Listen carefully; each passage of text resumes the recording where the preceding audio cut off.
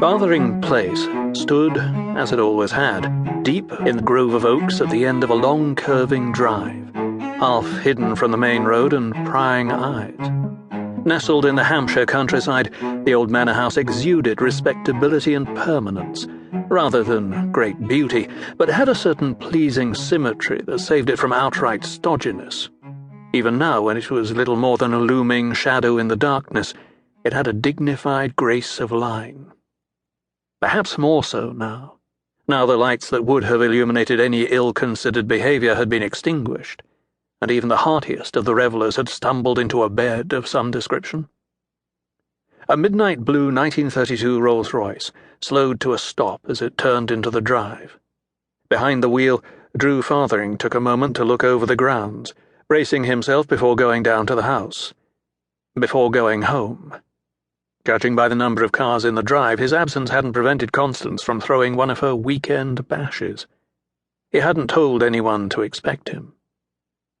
Motionless, he surveyed the scene a while longer. Then he nudged the figure sprawled, sleeping in the seat next to him. "We're here." He didn't know why he whispered. His companion struggled into a more dignified posture and raked one hand through his sandy hair, making it stick up more than it already did. "Still there, is she, Drew?"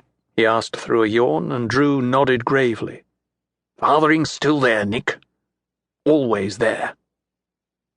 In another moment they were at the front door, and then inside the dimly lit entry hall.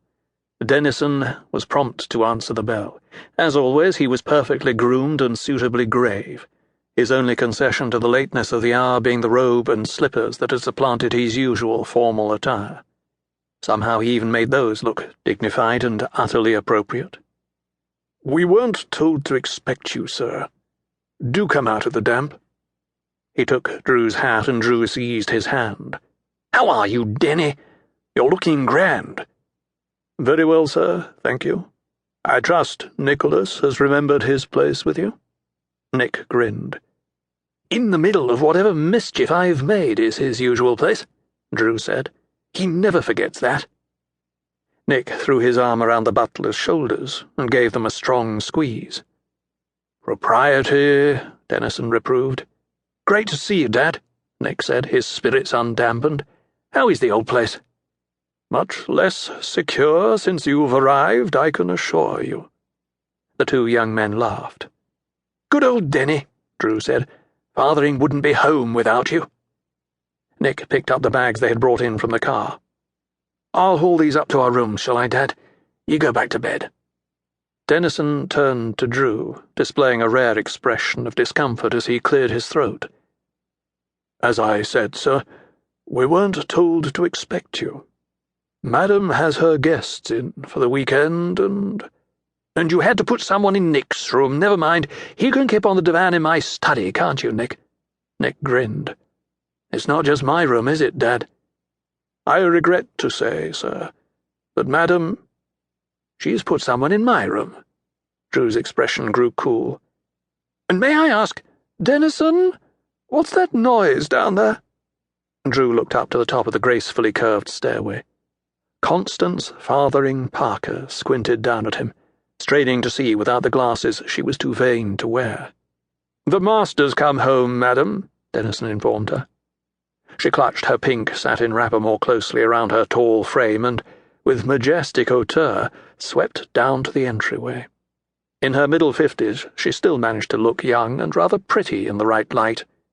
"We weren't expecting you, pet." "So I hear," Drew replied, touching his lips to the rouged cheek she offered. "I hadn't realized reservations were required."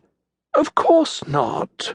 It's just we've nowhere to put you, and—" She peered at Nick, who beamed at her over Drew's shoulder. "And young Dennison?" "I thought we'd agreed my room was off-limits, Mother, especially after the last time. Now, pet, Honoria couldn't help it if she was ill. Perhaps she wouldn't have been ill if she'd stopped at something less than a quart of a gin that night." Nick snickered and then, under Constance's glare, coughed decorously.